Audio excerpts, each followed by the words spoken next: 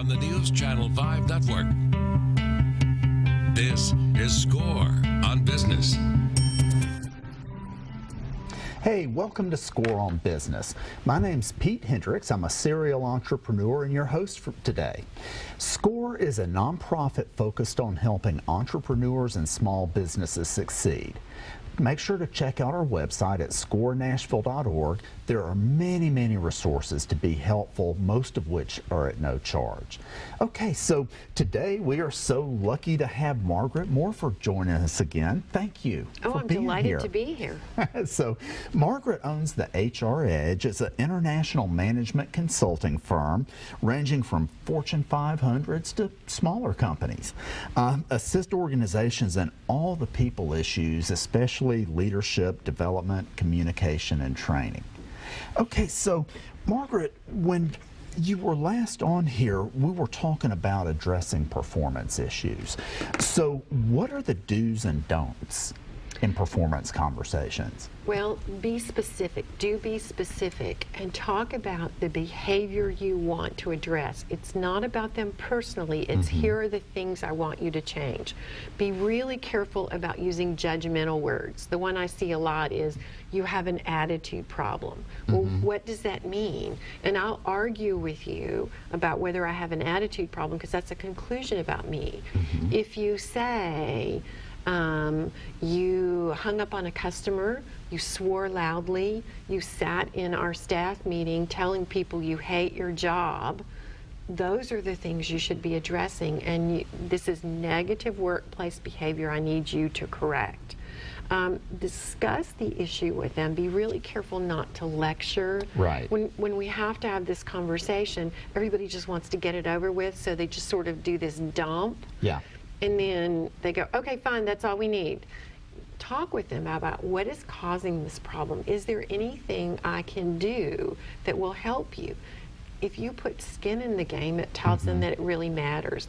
And I think one of the most important things of all is when you close a conversation like this with an employee, express your absolute faith in the fact that they can fix the issue.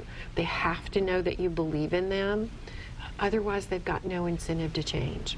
And they will feel that if you don't think they can fix it. So it's really critical for them to know that you believe. Yes, absolutely, absolutely. Yeah, good. Are there any other do's or don'ts? No, one of the things I think that managers don't do very often is they don't prepare for, I sort of thought about what I'm going to say, and I say it, and then they don't think about what's going to happen when the employee reacts. And there's no way you can have one of these conversations that an employee goes, okay, fine. You need to be prepared for that. Yeah. The first time I had one of these conversations, it was with a woman, and she cried and cried and cried. I didn't know what to do. And that happens. Yeah. Here's what you do when someone cries. Okay. Understand this is an emotional moment for them. You're their boss and you've just told them that they've got a performance issue.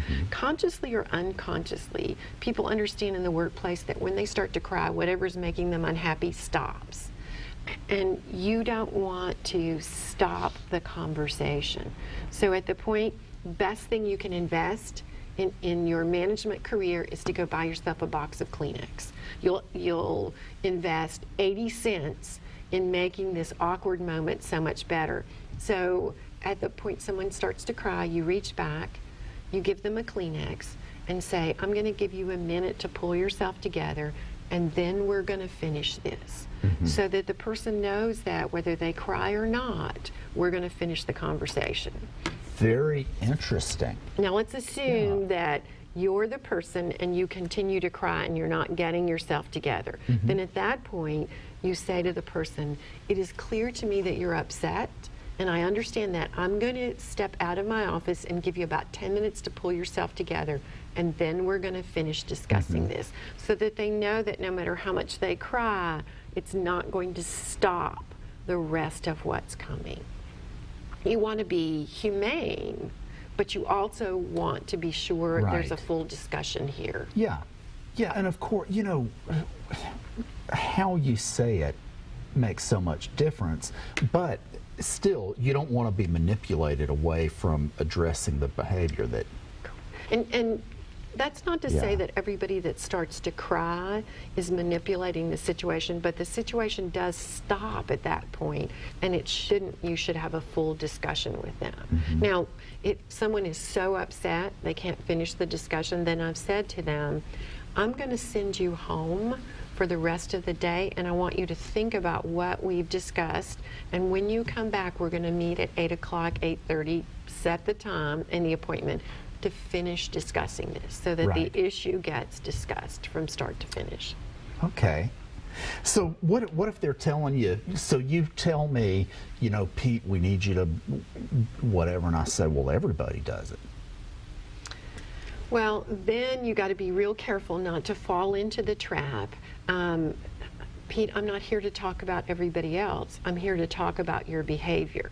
Now, the trap comes when they say, well, Joe's doing it. Are you talking to Joe about it? And you do not want to get sucked into that discussion. It is really about your behavior. So at that point, you say, if Joe is having the same issue, I am discussing it with him. But I wouldn't discuss you with Joe, and I won't discuss Joe Very with good. you. And then you get back on track Yeah. to talk about what you're there to talk about as far as your behavior. Right. Okay. So they tell you, you know, you're addressing with me, and I'm like, Margaret, you don't like me. That's the hardest thing for managers because it Yeah. feels like a personal attack. Or the other variation I hear, particularly if they're different genders, is you're doing this because I'm a woman, or you're doing this because I'm a certain ethnicity, or you're doing this because I'm old. And when a manager is faced with that, there's sort of this, oh my gosh, I've done something Yeah. illegal. It is never illegal to address somebody's performance issues. Now, if you're not addressing them for everybody as they're occurring, you've got big issues there. But I tell managers, don't let that throw you off. So what would you say? So I'm like, you're saying this because I'm a older man. Pete, that has nothing to do with it. This Okay. is about your performance. I don't care whether you're older or younger, male or female. If you have performance issues, I'm going to address them with you. So what I want you to understand from this conversation is, and then you go right back to Yeah. the performance issue. One of the major things that people do when you discuss performance issues is they want to turn the discussion into something else. Right. You've got to get it back on track.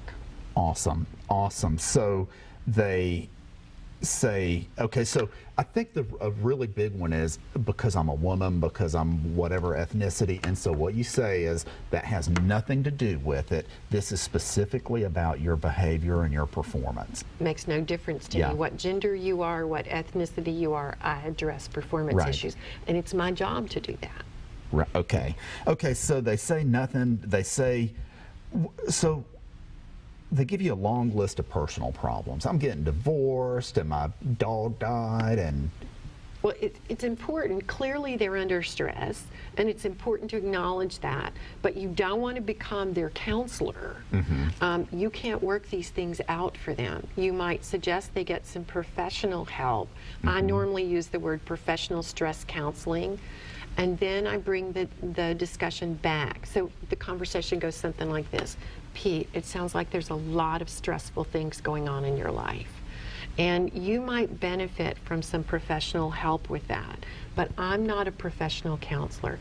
I'm your boss. And my job is to make sure you don't add any more stress to your life by having work performance issues. And that's what we're here to talk about. I need you to start doing this, stop doing this, whatever it is, and get back to the work performance issue. Right. You've been empathetic, but you've removed yourself from becoming their counselor.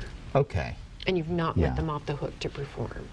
Then if they're like, whatever you say, or you're the boss, or fine, or Okay, that's what I call the wall. Because Okay. when they say, okay, fine, you're the boss, whatever you say, you do understand they pretty much verbally flipped you off at that point. they certainly have. And what happens is most managers will go, do you understand what I'm talking about? Oh, sure. And Yeah. you just give them a chance to wall you off. What you need to do is ask them a question that doesn't require a yes or no answer. Right. And you don't say, I am the boss. We all know that in this discussion. So here's the question I come back with. Okay, fine, you're the boss, whatever you say, Margaret. right, then Pete, tell me what you're going to do differently so that we don't have to have this conversation again. And then you practice the most powerful thing in your management toolkit. Shut up. Oh, and that's the hardest of anything. The strategic shut up, because now it's become Yeah. sort of a power struggle, and you just sit there and say, tell me what you're Right. going to do differently so we don't have to have this conversation again. And it's a great way to remind them it's their behavior that got them the conversation. It's not you being mean to them. Right. Exactly. And that's a key to make sure they're understanding it's the behavior you're addressing. Yes. Yeah. Whenever you go to address performance issues, a manager taught me this, and I think it's really wise. He said, I check myself first. I said, tell me about that. And he said, I asked myself a couple of questions. Have I clearly articulated what I expect? Have I given them the right tools to do the job? And have I given them enough time to learn the job? He said, if any of the answers to those questions are no, I don't have the discussion with them about their performance issues. I sit down and answer those 3 questions for them first. Right. It's only fair, because so often we hold them responsible for a standard that's rolling around in our head that we've never told them. Right. And that's not fair to the employee. Margaret, thanks so much for joining us. Oh, my pleasure. Thank you for having me. Okay, and ladies and gentlemen, we will be right back. Remember, scorenashville.org. Thank you.